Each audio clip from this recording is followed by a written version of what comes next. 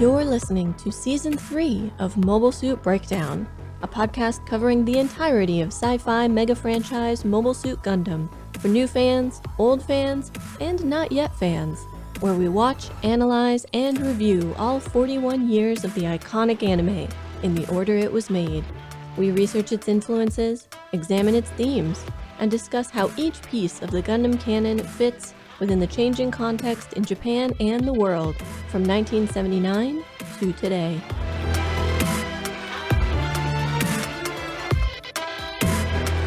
This is episode 3.10, Hostile Takeover, and we are your hosts. I'm Tom, a lifelong Gundam fan, and by the end of this episode, I too will flee by space shuttle, leaving you all in the hands of new podcast host, Kiara Soon. And I'm Nina, new to Double Zeta and suddenly wondering, if Kiara is in any way representative, how weird must Hamon's inner circle be?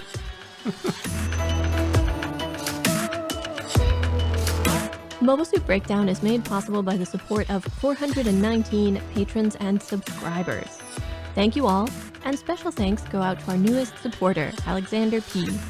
This podcast would not be possible without your support. And a correction for last week's names. It is Haybraid. Apologies for getting it wrong, and thank you for letting us know. You may notice we are down a supporter or two from last week.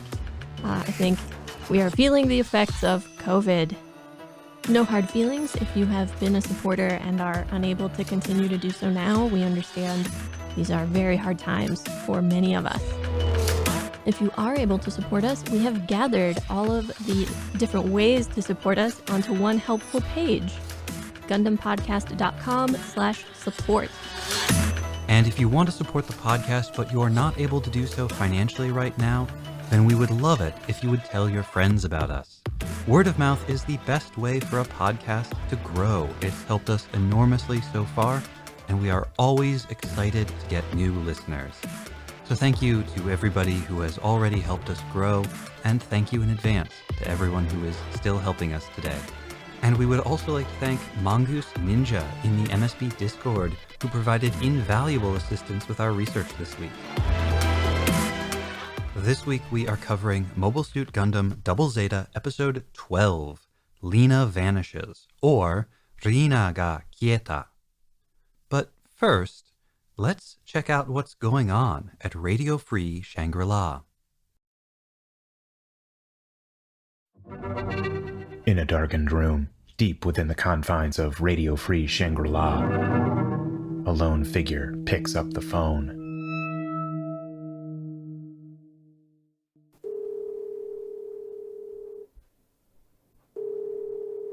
Oh. It's me. Mm. No. Mm. No. Mm. No, it's Tom. Mm. Tom Thompson. Mm. Yeah, thanks. I was glad to hear you made it out of that mess alive, too. I don't really want to talk about Nina's daughter right now. Yes, I heard her Access Today broadcast.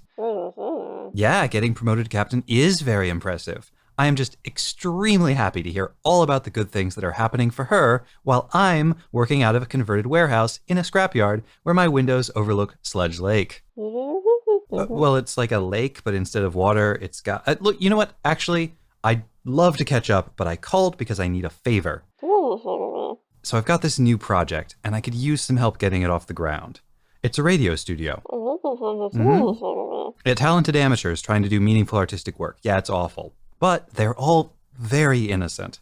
And they trust me completely. I think they've got potential. They just need a little help. Do you happen to have Namikar Cornell's phone number? Or maybe an Earthmail address? She's dead? Okay, but like, dead, or just in hiding under an alias dead? Oh, great. What's her alias? Tumikar Princeton? Is she on my Earth? She's reinventing herself as a wellness influencer? Newtipify pays how much for a sponsored post? No, I'm not jealous. I started doing indie radio serials for the artistic fulfillment. Stop laughing. I don't know why you're laughing at me. You make podcasts. Oh, you gave up? Yeah, I've heard it's hard to get traction with those too. So what's Tumikar's username? Enhance your life? Life with a Y? I'm not seeing it. Oh, you're like you are? Okay, I got it. Here she is. Thank you. Oh, am I going to see you at next month's Schrödinger Society for Ambiguous Survival luncheon? Oscar and Marker are going to be there, and I hear they're giving Kamaria Ray a Lifetime Achievement Award. You're dating Masaki, right? Bring her along. All right, Gates, thanks for everything. I will see you. Fine. Yes, I will check out your sound nebula. You do metal covers? What's your band called? At the Gates Kappa of Misfortune? No, I think it's great. Uh-huh, yep, I'm typing it in now. Thanks, and have a good... Yeah, I miss the Titans too, buddy. Ooh, he did a metal cover of Anime Janai.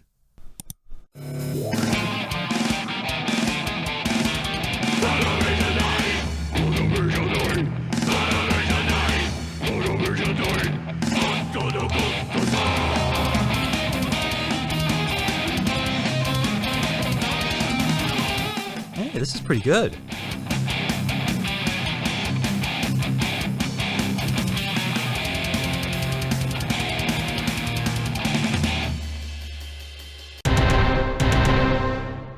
And now the recap for Leina Vanishes.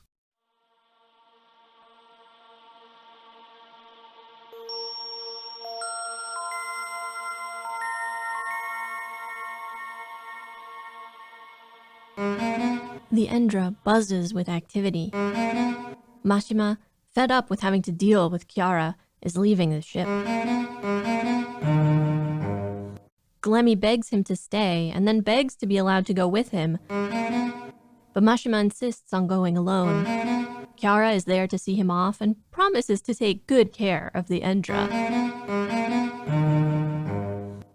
Goten stands by her side, smiling and wishing his former commander well. But Goten has cause for second thoughts almost immediately. Without Mashima, they have no pilot for the Hamahama, and Kiara refuses to go out in her own mobile suit, the Arjarja.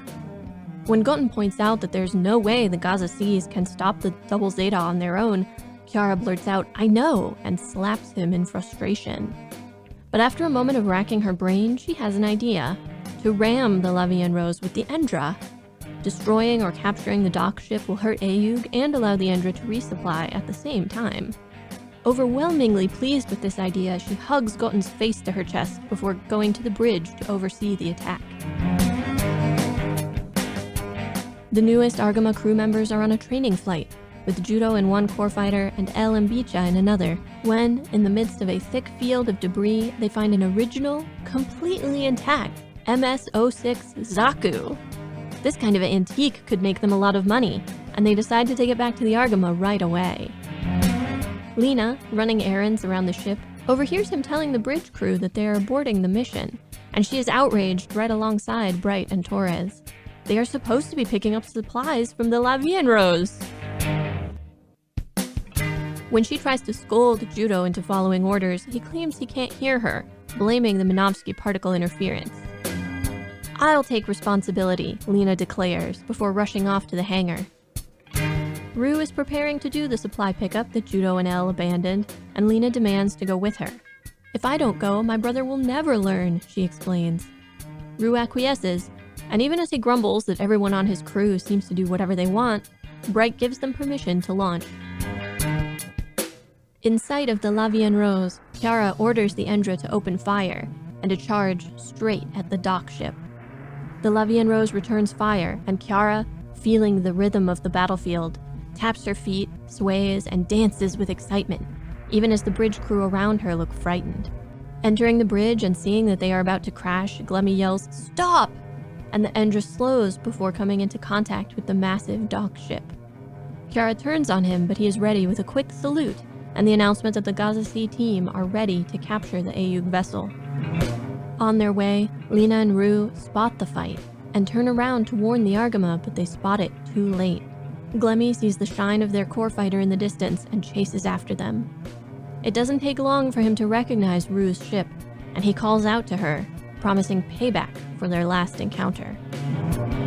The first thing Judo hears when he, L, and Bicha arrive at the Argama with the Zaku in tow is that the La Vie en Rose is under attack.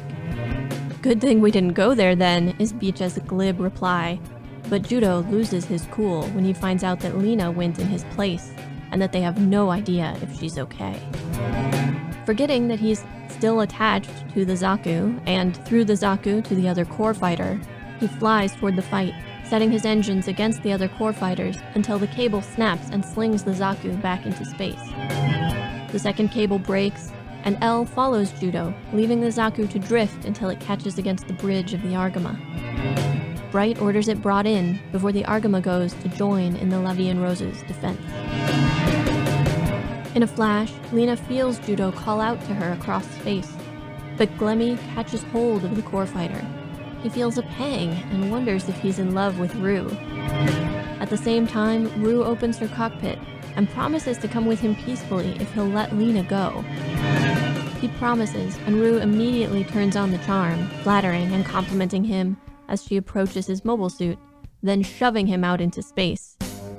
He shoots a grapnel at his Gaza C and reels himself back in, but not before Ru has freed the core fighter and taken off again.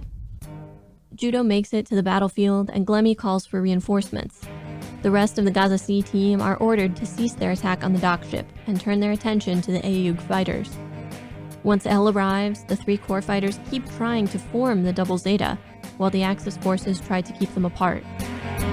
On the bridge of the Argama, they hear a voice announce that the Zeta is ready to launch.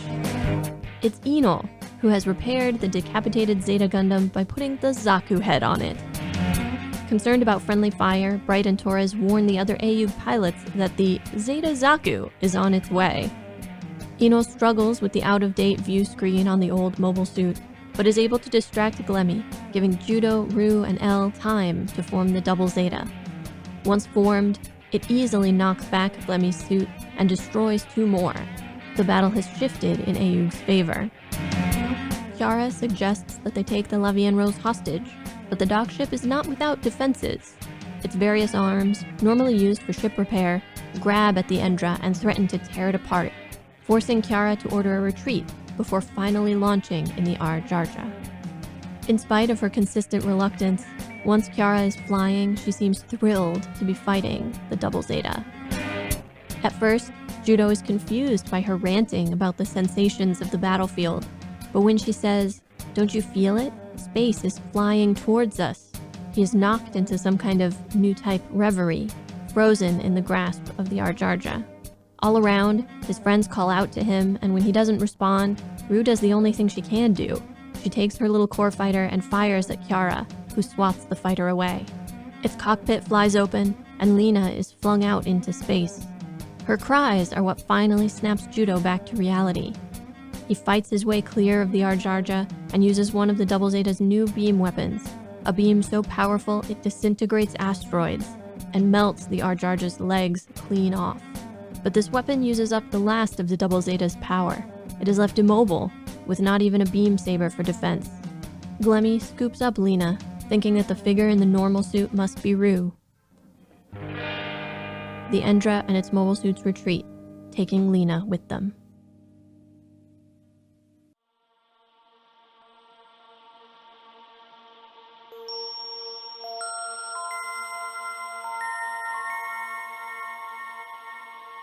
So there's a lot of Ru in this episode, and I'm sure we'll come back to her.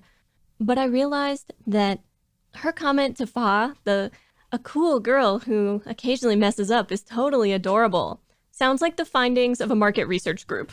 Yeah, totally. It sounds like a bunch of market research people got together and they're like, well, we interviewed and polled and, surveyed 12 to 28-year-olds who watch anime. And the consensus is that a cool girl who makes mistakes sometimes is totally adorable.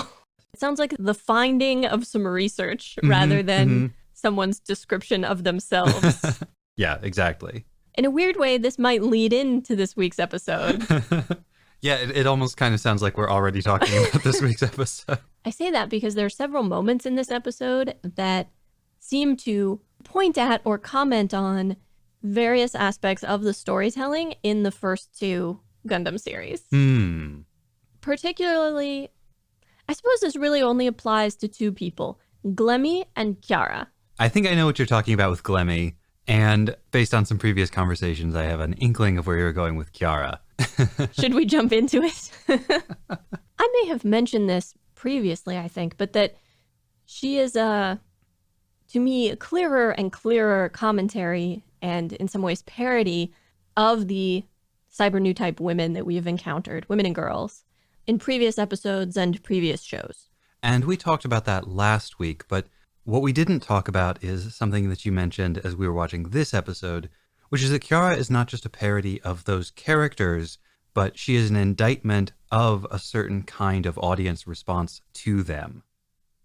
Throughout the episode, we have various men being made uncomfortable by what I'm going to call Kiara's just like rampant and overt sexuality. Just hypersexual. Everything that she does in this episode is super duper sexed up. Glemmy, when he's trying to convince Mashima to stay, tells him, but she gets aroused just sitting in a mobile suit.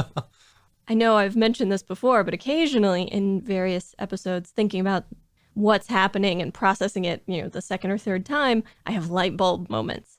And this was one for me because, what is the difference between in pain moaning and groaning and writhing and sexual moaning and groaning and writhing?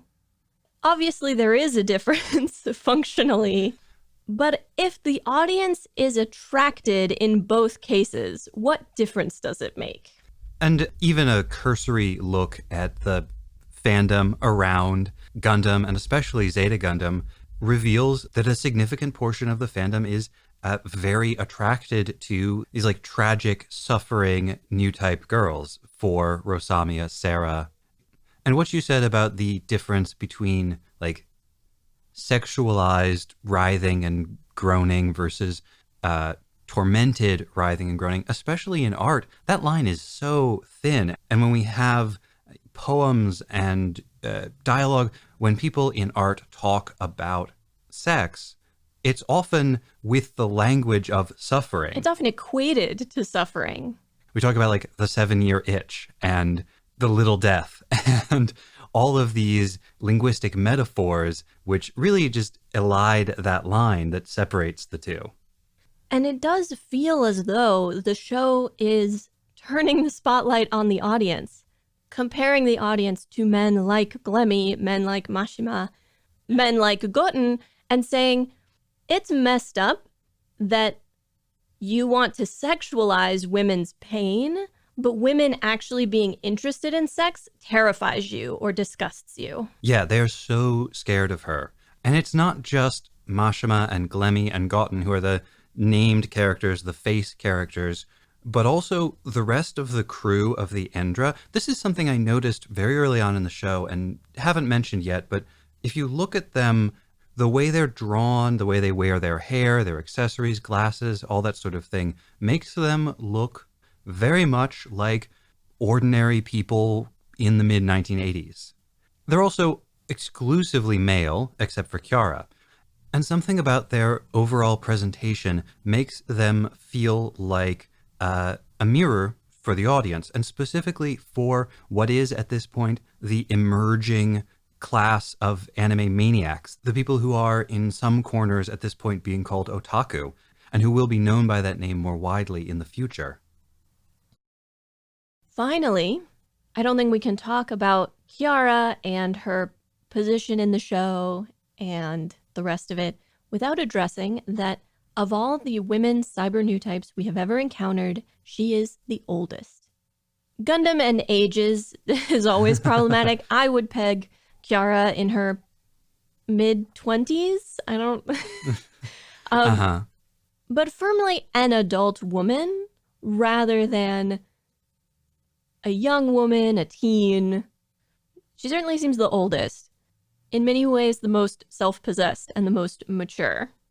And again, the show wants to draw our attention to the fact that this disturbs the men around her.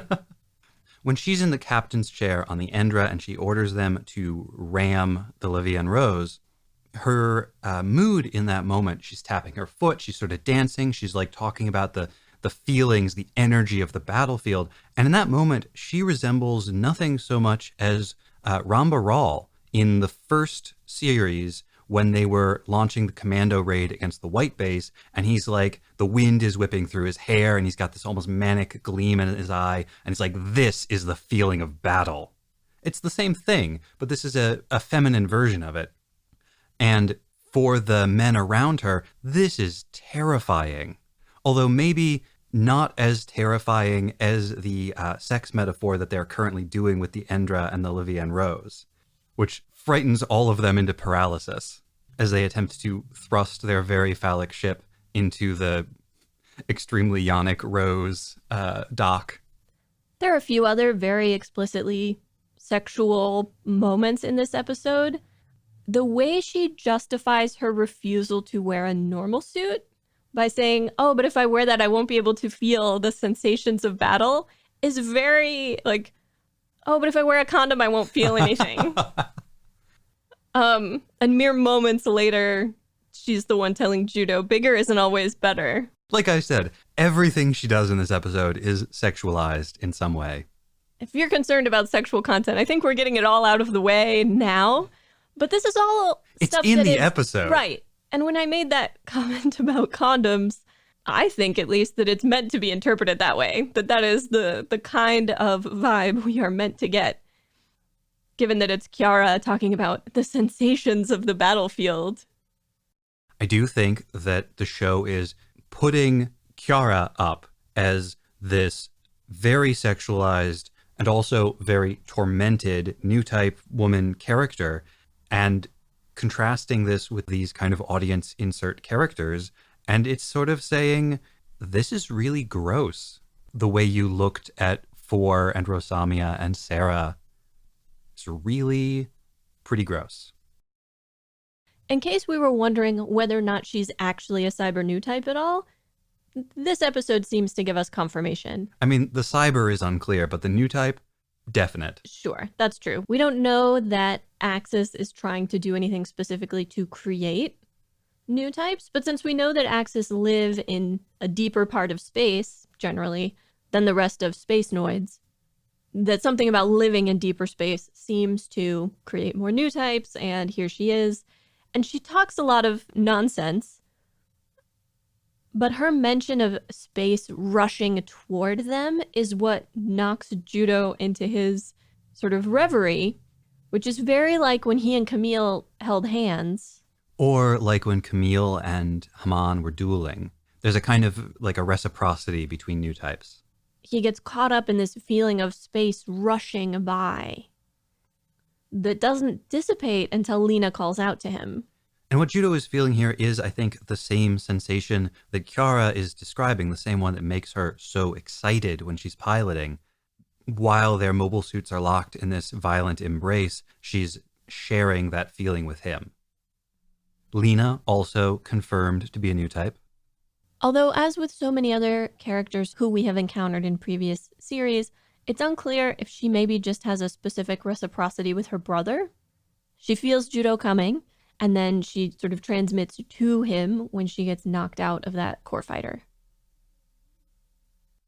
Going back to what you said at the beginning, the other thing that this episode does to comment on receptions to the prior shows and the storytelling in them is Glemmy talking to Rue and expressly warning her against making superficial analyses of his character by accusing him of having a mother complex, an Oedipus complex. This one fell a little bit flat for me, because while Glemmy clearly has very fond memories of his parents and talks to his parents, that's his like internal dialogue, is to talk to his parents, mostly his mother, but sometimes both. The relationship he seems to have with his parents is clearly very different from either Amuro or Camille and their mothers. Yeah. I understand why the creators might be frustrated that everyone keeps pointing out the clear themes of complicated feelings towards mothers. How dare people notice patterns in our work? I don't know where they're going to go with Glemmy. Clearly, they've gone in a very different direction with Judo as a protagonist. But it's hard to argue with the fact that both Amuro and Camille had issues with their moms. Yeah, those were fraught relationships.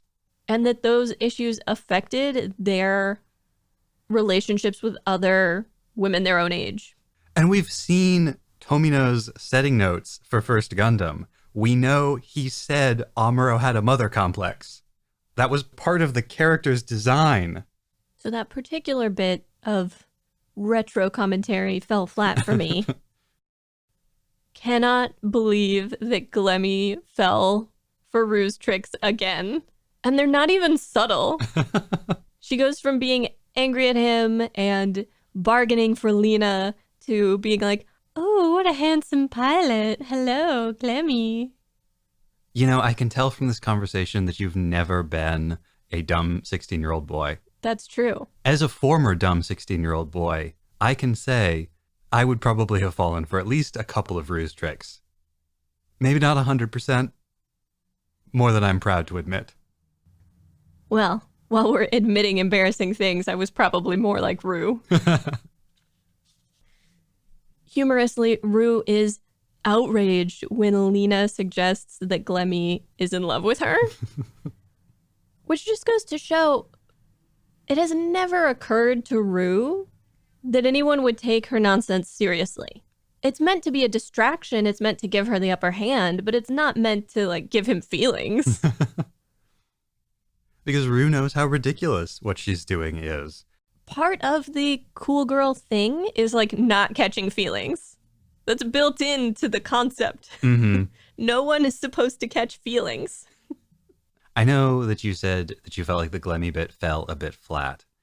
However, I get kind of a methinks he doth protest too much vibe from it.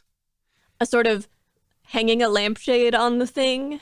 A little bit of a, people sure are asking a lot of questions about my I do not have a mother complex t-shirt that are already answered by my I do not have a mother complex t-shirt. My mother warned me this might happen. That's why I bought the t-shirt.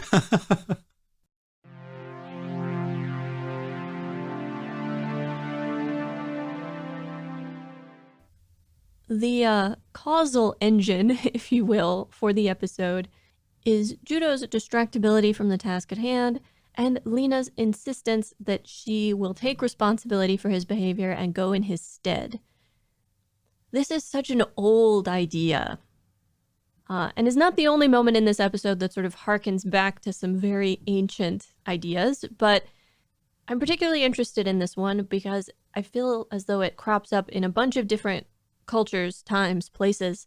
But the idea of a family member taking on an incomplete promise of someone else, you know. A young woman dies before she can marry her betrothed, and so they switch the engagement to her sister.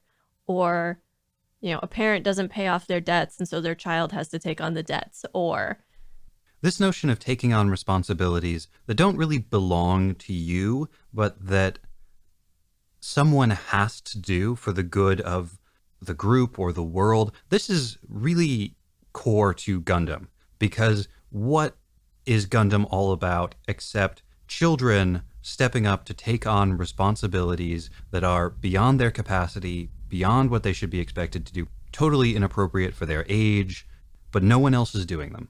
Either because no one else can do them, or much more often, and maybe in fact all of the time, because no one else will do them. Think back to First Gundam and the refugee population of the Argama, and how all of those adults refused to step up and help out.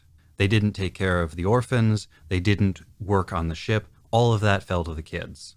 How in Zeta, you know, you have these scenes of all of these civilians who hate the Titans but refuse to stand up to them, and the responsibility for doing so ends up falling on kids like Camille and Katz and Fa, and ultimately costs them, you know, lives, minds, leaves them with lifelong trauma. I agree with that read of Gundam, but don't you think in this case, the familial relationship is kind of front and center of it in a way that it hasn't been before. I think it is presented in that way, and I would feel more strongly about that read, except that Leina is fitting into the tradition, the long tradition in Gundam, of young women stepping in to take over whatever mundane responsibilities need to be done. And she does this at the beginning of the episode when she brings the drinks to Bright and Torres. But this is what Fa has done. It's what Fra did back in First Gundam, doing the unglamorous, often unpleasant, but need to get done tasks. And yeah, I think Leina feels a special sense of responsibility for the things her brother won't do, but it's more of that feeling of like, this needs to get done. No one else will do it. I guess I'll do it. However, she is very insistent that she has to go. There are other people available to go get supplies from the Levian Rose. Rue doesn't need Leina with her. And Ino even offers to go in Leina's place. This is Leina, who appears to be a pretty astute judge of people's character and emotions, strong-arming her brother. Because she knows that if she puts herself in danger and says, the only reason I had to go is because you wouldn't go, it will both make him realize that anytime he refuses to do something, she'll do it and put herself in danger. And to the extent that Judo is capable of feeling shamed, possibly shame him somewhat, that like his little sister is more responsible than him. Yeah. I mean, for Judo, this is an episode about a conflict of identity, a conflict between being the ruffian scrap dealer who can do whatever he wants and being the pilot of the Double Zeta, a soldier in Ayug. And it's a conflict between following the rules versus doing what he wants to do. It's about social expectations. And want to point out, this is also something we see in Kiara over on the other side. A lot of Kiara's behavior here is presented as negative because she's defying social expectations for how a woman should behave and for how a commander should behave. Leina then represents a kind of civilizing influence on Judo. Another role commonly relegated to women. I was going to point out, you are always talking about this, how women are often presented in media as representatives of civilization. I took one class on Westerns in college, but it was very enlightening. And one of the things they talk about is that often in Westerns, women symbolize the arrival of civilization in the wilderness and a civilizing influence on the men of that place. But generally only quote unquote good women, right? The school marms, etc. What an interesting thing for you to mention, because when Mashima leaves the Endra at the beginning of this episode, Gotten clearly thinks that Kiara is going to be a, if not civilizing, then at least like rationalizing influence. Right. He is perfectly content to see Mashima leave. Because he thinks Kiara is going to be a more conventional and better commander. He is quickly disabused of this notion, but that's what he thinks before she turns out to be, a quotes attached around this bad woman. Interestingly, while on the Argama, Leina represents that civilizing influence, Rue definitely does not, and Elle kind of vacillates back and forth. When Rue agrees to let Leina go with her, it's clearly not because she is committed to this mission of shaming Judo. Rue agrees to let Leina go with her because it seems like fun, and why not? And Rue clearly believes in women doing, again, quotes, masculine jobs like piloting. I would say Rue also just can't be bothered to convince Leina not to go. Leina is so determined that it would probably take a lot to convince Leina to stay home, and Rue just can't be bothered. It's like, oh, all right. Yeah, why not? If you insist on coming, sure. She also gets a little irritated at Ino later when Ino shows up and says, Leina, are you okay? And it's like, well, she's been with me. Why wouldn't she be okay? You mentioned Elle. I think Elle is very contextual. And what I mean by that is, by the standards of adult crew veterans aboard the Argama, L is not particularly conventional or civilized. But by the standards of this group of young ruffians from Shangri-La, she is very. Yeah. We see in this episode again and again, Bicha has no stomach for a fight. And that in and of itself, I can understand. You know, I'm not one of those people who thinks everybody needs to be ready to jump into danger at a moment's notice. Like, that's not everyone's personality. That's not everyone's role. We don't need everyone in the world to be like, yeah, let's go fight. But his total lack of concern for his friends is what makes him contemptible. Yeah, well, I don't think it's that Bicha has no concern at all for his friends, but everything else is more important for him. The profits from the Zaku acquisition, more important than his friends. His fear of going into combat, more important than the necessity of helping his friends. So yeah, contemptible. Here's a question for you, though. Why is Bicha even in this episode? I wondered, too. Like, he's not doing anything in that core fighter except taking up space. Why is he there? In every way, his presence makes L less effective. I think he's there because it's funny. They make a great comedic duo together. And it really allows us to get a glimpse of their respective personalities. Yeah, without Bicha there to say, oh, we don't want to go into that fight, we don't have the same impact from L saying, we are going to go help. And here's the other reason Bicha is there. And this, I think, is really a clever bit of storytelling. Bicha is the Zaku head on the Zeta. Bicha is the weak link in this partnership. As we've been covering Double Zeta, we have pointed out that friendship and the group dynamic are really important to what Double Zeta is trying to get at. And the prior episode, Activate Double Zeta, was our introduction to the Double Zeta, the mobile suit.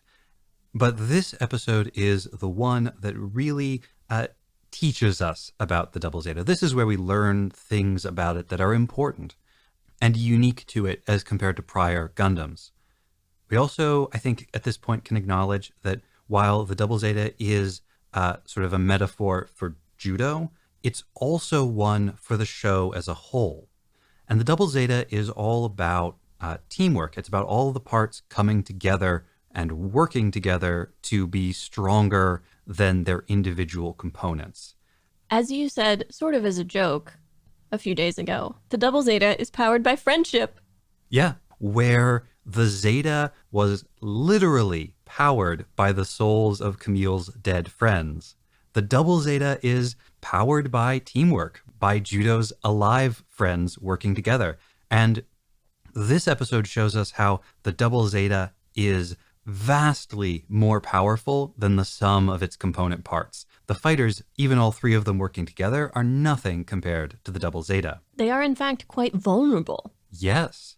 And the complexity of bringing them all together is difficult. It's hard to do that in the middle of a battle. It requires a level of coordination and teamwork that they aren't always able to pull off. And potentially someone to cover for you, someone to be a distraction. Right. To give you enough time to do the transformation. Exactly. And when the team is not complete, or when the team is not working together, when there is a weak link that is letting the team down, then you can't form the Double Zeta. Then you can't win the fight. As a brief aside, I was amused to notice, I don't usually catch these little animation things as often as Tom does, but because they were reusing some of the transformation footage, in the transformation, there are 2 ejects, even though we see later that L and Bicha are still stuck in the Double Zeta. Womp womp. That's a good notice. Also worth pointing out, as long as we're on the transformation sequence, there is a new opening animation starting with this episode. The song is the same, it's still Anime Janai, but the animation has been changed to include the Double Zeta and the transformation sequence. And I think when the Double Zeta comes together in this episode, but the core fighter with Bicha and L in it fails to eject, ultimately hampering Judo's ability to fight, that's another aspect of this metaphor of Bicha not being part of the team yet, not pulling his weight. And while it's not literally united by the powers of friendship, The Zeta over there with the Zaku head that is like just barely enough to work, but doesn't work the way they want it to. Its cameras are not sufficient to support the 360-degree monitor. That's the same thing. That's somebody on the team is not there yet. We mentioned the vulnerability of the core fighters versus the overwhelming power of the Double Zeta.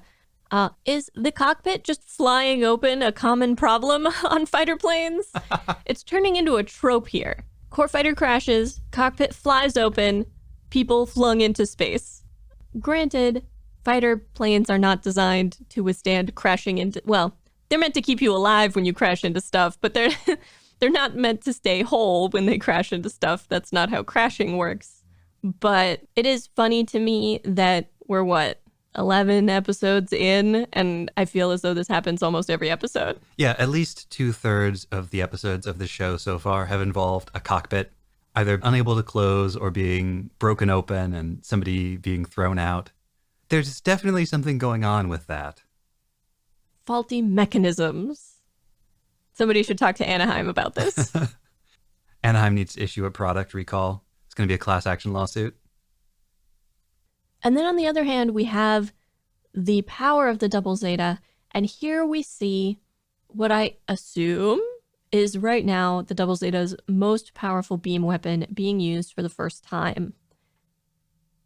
My immediate reaction to it was that given the way it disintegrates the asteroids, given the way it melts the legs clean off of Kiara's mobile suit, that it is comparable to powerful shipboard weapons that we've seen in previous Gundam series. That we are at a point now where what we used to think of as the most powerful weapons that could be attached to ships are now able to be put into mobile suits. Yeah, I think that's absolutely true. What's so interesting about this weapon, though, is after using it, the Double Zeta Gundam is completely drained of power. We've never seen that before with a mobile suit, that it's just completely exhausted. It can't even power its beam saber anymore. And to me, this just feels like, have you ever had that feeling of just like so much explosive anger that wells up in you, and then when it's gone, when it's spent, you just feel completely wiped out? Yeah, although for me that often happens more with being sad. If you've ever had the feeling of needing to have a good cry, because it's just too much, but then once you cry it out, you're exhausted, but it's gone. I'm thinking about that feeling of the adrenaline, just when the adrenaline falling away. Yeah, the dump after the adrenaline. I really felt for Bright. Oh my gosh. Is Bright the only dad in Gundam who knows he's a bad dad? Ugh. What a painful position to be in. He's in an impossible position. It would have been wrong for him to not fight the Titans. That was the right thing for him to do. But it also means that he hasn't seen his kids in at least a year. And what is he supposed to do now? There's also the sort of evolution of Bright through the series, right? As a commander in First Gundam, he certainly had moments where things were beyond him. And maybe I'm looking back with somewhat rose-tinted glasses on First Gundam, but I think he was a pretty skilled, competent commander in First Gundam. And we've mentioned both in Zeta and here that it doesn't seem that way anymore. He doesn't seem particularly effectual or even necessary. And I do wonder how much of that is his sort of inability to adapt to or contend with the fact that as the commander of the White Base, he was with his peers. Like, yes, he was the commander, but also everything was just flatter structurally because they were so close in age, all of them. Mm-hmm. Like, is the problem that as he's gotten older, he expects people to just respect him because he's an adult and because of his experience, and then when they don't give him that respect, he doesn't really know what to do? That's got to be part of it.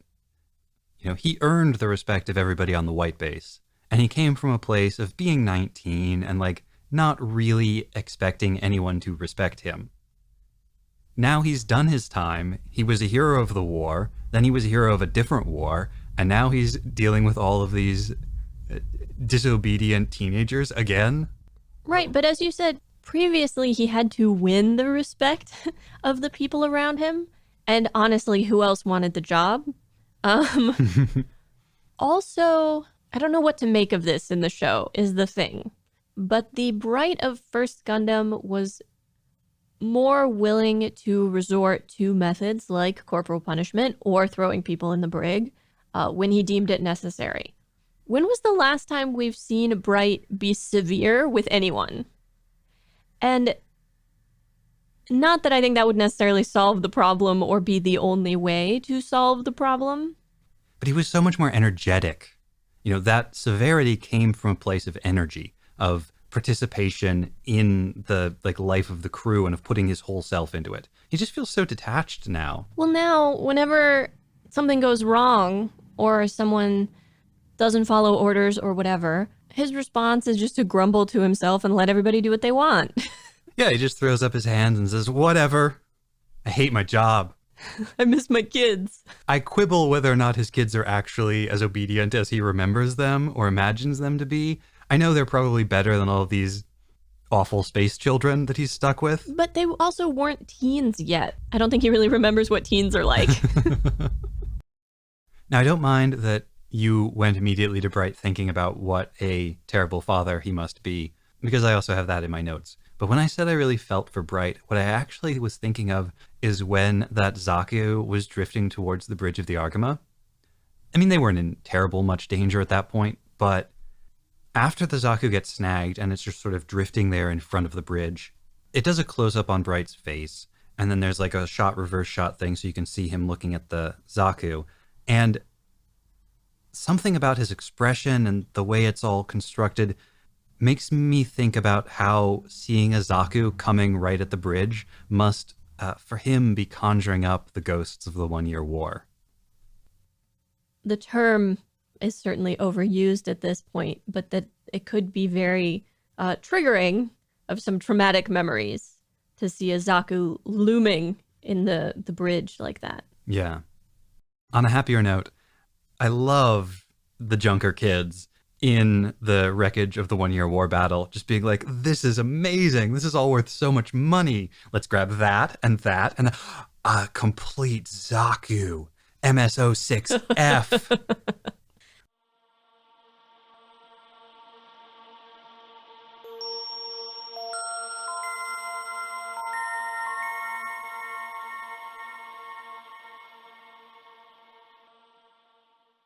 And now Nina's research on Kyorasun and female reporters in the 1980s. Before Nina gets started, I will point out this is a research piece about women in Japan in the workplace, and so a content warning is appropriate. There will be discussions of sexual harassment, abuse, and rape.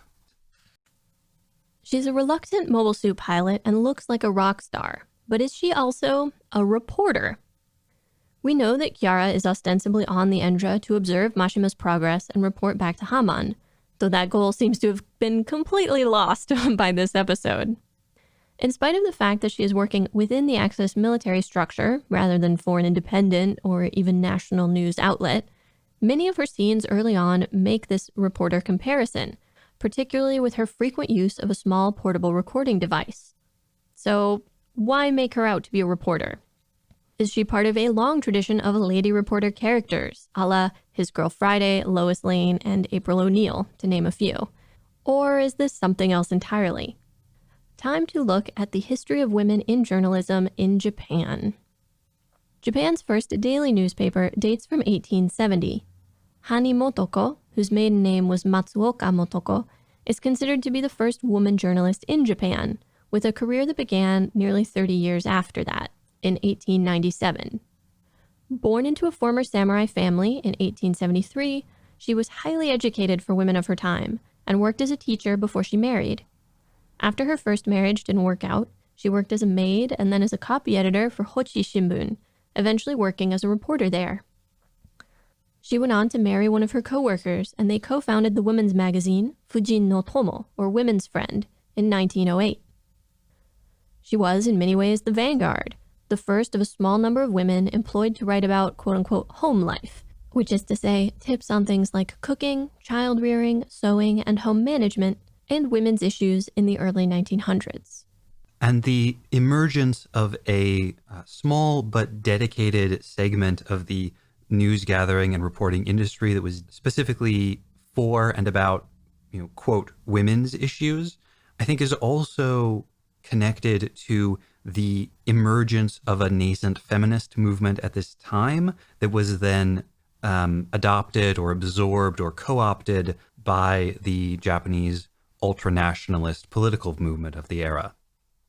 I believe we talked about this a bit when we addressed the history of feminism in Japan, but there were certainly women at this time who were willing to use the rhetoric of the good wife and wise mother to try to raise the profile of women in Japan, to explain why they thought women's education was important, to further the cause of women in Japan, frankly, at the expense of people abroad. And that good wife and wise mother idea you mentioned was a nationalist concept developed as part of this effort to define what good Japanese womanhood constituted. And so the then emergence of a literary and publishing industry around talking to women and talking about what women's roles should be, all of that is connected. Japan's first woman photojournalist, Sasamoto Tsuneko, was born in 1914, began working in the field in 1939, and celebrated her 104th birthday in September of 2019. In her career, she documented events as varied as the Hitler Youth delegation to Japan in 1940, the aftermath of the bombing of Hiroshima, scenes of the occupation, geisha training schools in the 1950s, protests and student unrest, and numerous famous public figures, including writers and politicians. She was an outlier when she started her career, and is still an outlier now. Women remain a particularly tiny portion of technical personnel in news media, jobs like photographers, camera operators, and light and sound technicians. There was a brief expansion in the 1960s when a few more women than usual were hired as reporters specifically for the Tokyo 1964 Olympics, but the number of women in journalism remained negligible until legal changes forced an expansion. Longtime listeners will remember that we have frequent cause to refer back to the Equal Employment Opportunity Law for Men and Women of 1985, and here we are referring to it again. As a refresher, this landmark law, which was designed to increase women's participation in the labor force, has been moderately successful, but has also been criticized for creating a small class of women in management while relegating most women to part-time and contingent employment. Once the law was passed, though, there was a significant increase in women being hired as full-time regular journalists. Yet even now, in most countries around the world, women are underrepresented in the news media workforce, whether in newspapers, radio, or television broadcasting. There are a few notable exceptions where parity has been reached, and even a couple of countries where there are more women working in the industry than men. But even in these countries, equal representation at the management and governance or board of directors level has not been reached. When looking at the international figures, Japan is a noted outlier. Its level of women in news media is the lowest of all countries surveyed by the International Women's Media Foundation. And that, dear listeners, is now, or at least it's based off recent studies and data I found, which are from around 2011. One of these studies surveyed 8 media companies, a mix of broadcast and print news, and found that just 17.6% of employees were women, a ratio of about 6 men to every 1 woman, compared to a global ratio of 2 to 1 and a ratio in the Asia and Oceania region of 4 to 1. So why are there still so few women in journalism in Japan?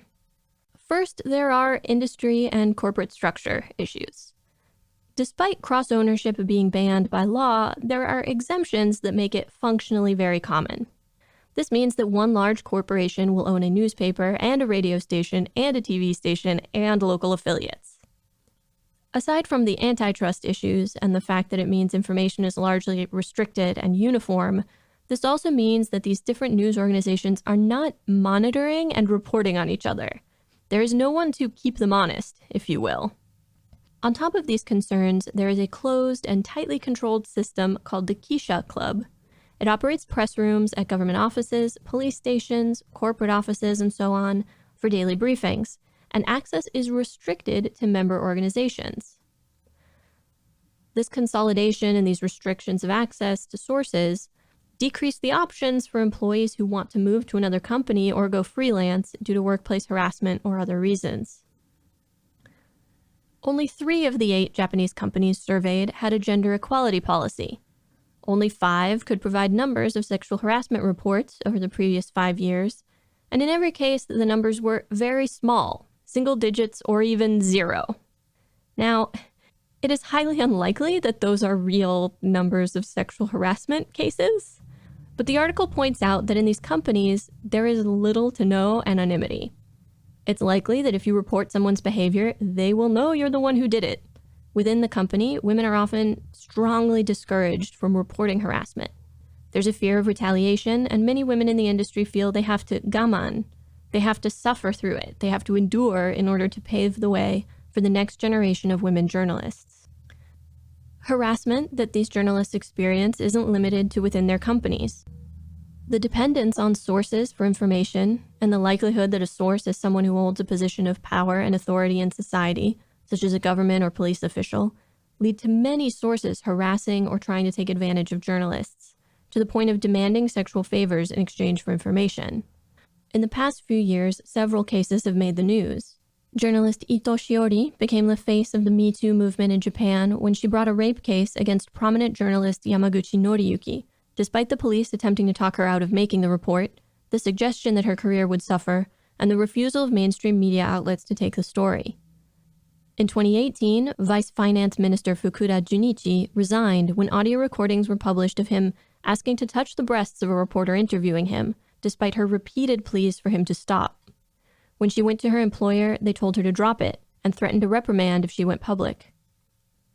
After the story broke, Fukuda's boss argued that sexual harassment wasn't illegal, and anyway, the way to prevent it was to replace women reporters with men. Cases like these caused veteran reporters to reflect on what they endured in their careers, with Katayama Yuki, a reporter for the Hokkaido Shimbun, reflecting that women either learn to laugh it off or quit. She also wrote, "If we raise a fuss about sexual harassment, our sources will dry up."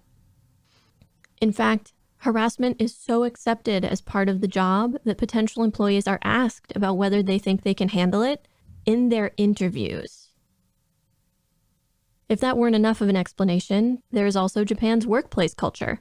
The extremely long hours expected of employees support strict division of labor in families. The person working outside of the home has no time for necessary home tasks, child rearing, or elder care. Tax breaks for spouses reinforce this division of labor, which is further exacerbated by practices in the news industry. Unlike in most other countries where morning and evening news are produced by different teams, in Japan they are produced by the same team. Working very long hours is common, and 24-hour workdays are not unheard of. Obviously, this work culture is harmful to men too. No one should have to work those kinds of hours. No one's job should preclude them from pursuing outside interests and spending time with their family. But it affects women in the workplace more due to strong public support for gender-based division of labor in families. In 2009, 40% of survey respondents agreed that women shouldn't work outside the home, and this percentage is higher among men, which matters because men are the ones making decisions about hiring, firing, and promotions. With the majority of governance and upper management level positions held by men, and half or more of men believing that women shouldn't be working outside the home, is it any wonder more women aren't hired and promoted? The work environment and the lack of women mentors within the company, both to shape policy and to demonstrate a career path, lead to high turnover of women employees. Management interprets this as women are unreliable, and the cycle repeats. Now, I don't generally think exams are a great way to determine someone's fitness for a job, but women perform better in corporate recruitment exams for journalism jobs in Japan. Then hiring managers, taking quote-unquote male-female balance into consideration, will make sure that no more than 30 to 40% of the recruitment class is women. which reminds me of a recent scandal where it was found that a few Japanese medical schools were altering women's scores on the entrance exams to make it look as though they had not scored well enough to be admitted. One area of the journalism industry in which there has long been a preference for women is as announcers in broadcast news. However, these young, beautiful women are often freelancers and are treated almost like show business celebrities. This unfortunately means that they tend to be pushed out as they get older. And women journalists endure harassment throughout their careers. There's a poisonous, sexist framing for this that crops up sometimes. The women are not, in fact, being harassed. They are using their sexuality, their wiles, to get information and further their careers. As one of my sources put it, quote, "Male reporters have been known to joke about the supposed advantages enjoyed by their female colleagues in this grubby game." How uncomfortable, then, that the overtly sexual and sexy Kiara Soon is also cast, however briefly, as a reporter. What I've just described is how things are now. Conditions and attitudes would have been just as bad, if not worse, in the mid-1980s. People at the time, the creators of Double Zeta, the production team, the audience, would have thought of journalism as a man's game, and the sudden appearance of women in this male-dominated field would have garnered considerable attention and not a little consternation.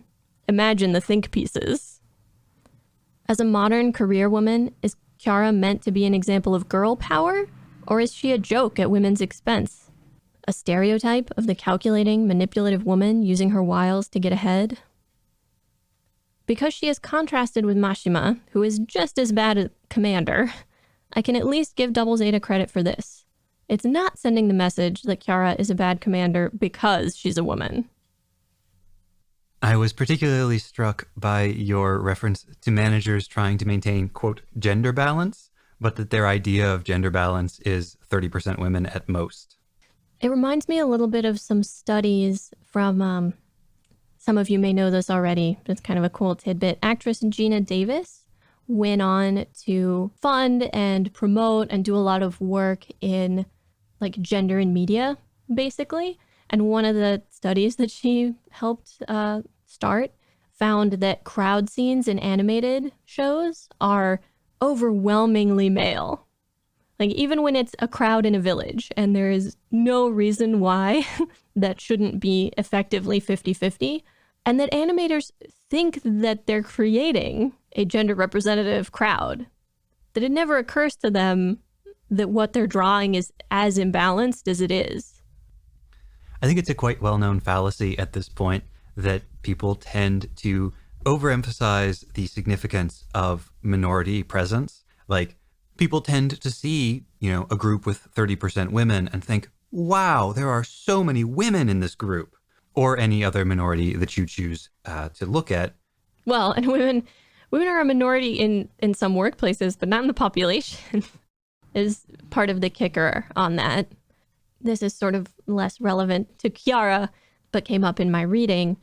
If the editorial team is mostly men, there's going to be less time spent on issues that relate most strongly to women, despite, being half, or in most places, slightly more than half of the population.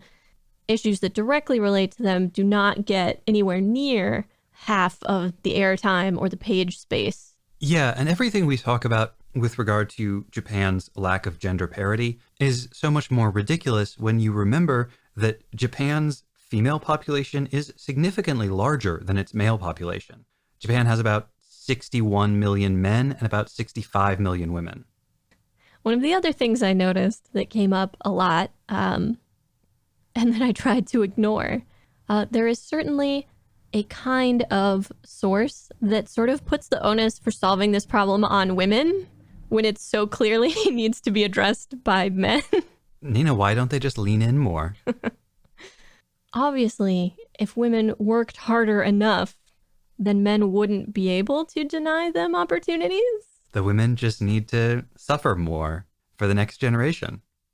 And particularly heartbreaking, this is something that happens all over the world. I mentioned Ito Shiori.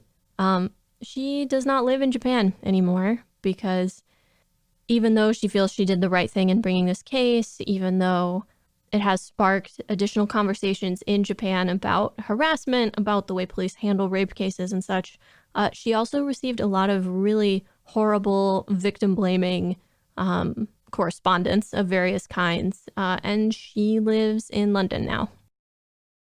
And you asked, I think rhetorically there towards the end, whether Kiara is meant to be a symbol of girl power, of women breaking down barriers, or if she's meant to be a joke at the expense of these women. I think that's a question we'll have to keep asking as we go through the show and we learn more about Kiara. But I think we also have to acknowledge the possibility that, like so much else in Zeta and Double Zeta, the answer will be different from episode to episode. We've already seen episode to episode that there are times when Kiara seems very in control, very powerful, and there are times when Kiara seems ridiculous, sometimes even more so than Mashima, and that's a high bar.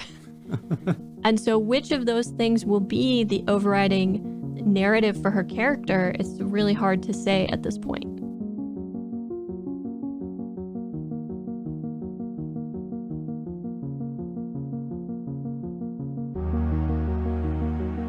Next time on episode 3.11, with a little help from my friends, we cover Mobile Suit Gundam Double Zeta, episode 13, and, to be fair, no one has provided an alternative Leina rescue plan. Naval decorum. Someone does what Bright asks. So, we're not doing anything about the Axis sympathizers on the Argama? Konnichiwa, W-san. Glemmy's grooming. Goten, you need a union.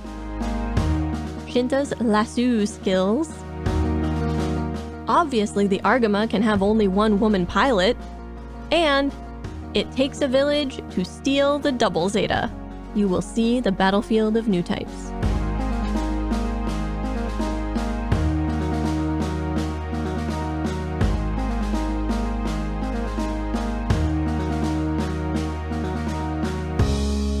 Mobile Suit Breakdown is written, recorded, and produced by us, Tom and Nina, in scenic New York City, within the ancestral and unceded land of the Lenape people, and made possible by listeners like you. The opening track is Wasp by Misha Dioxin. The closing music is Long Way Home by Spinning Ratio. The recap music is New York City Instrumental by Spinning Merkaba. Radio Free Shangri-La is performed by the MSB Players. The metal cover of Anime Janai that played at the end of Radio Free Shangri-La is a real, full cover that we commissioned from metal musician Stormland as part of our ongoing MSB Commissions project. You can find the whole piece in the show notes or on our social media, and you can find more of Stormland's music, including more Gundam-inspired metal, at stormland.bandcamp.com, on Twitter at stormlandbrand, and that's brand, not band, or on facebook.com/stormland.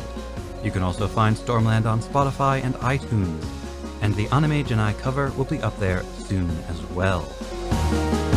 You can find links to the sources for our research, the music used in the episode, additional information about the Lenape people, and more in the show notes and on our website, GundamPodcast.com.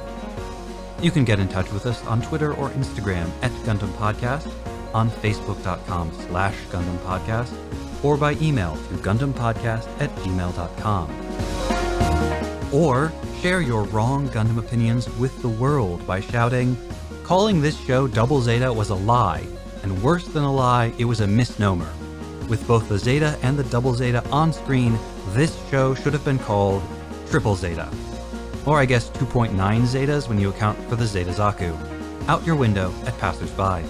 We won't hear you, but the world needs to know." Our wrong Gundam opinion this week comes from Hit the Targets in the MSB Discord. Thanks, Hit the Targets. And thank you for listening.